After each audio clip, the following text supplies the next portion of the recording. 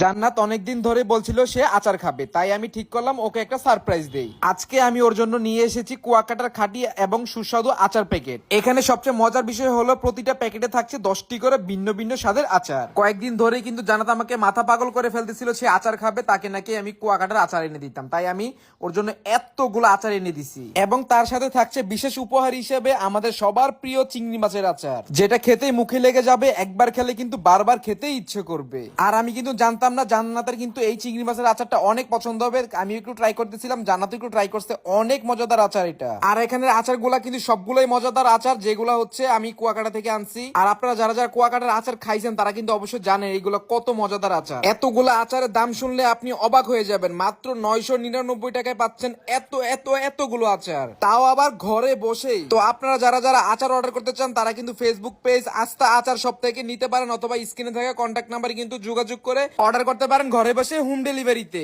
তো আমি নিয়ে নিছি, আপনারাও নিয়ে নেন আস্থা আচার সব থেকে।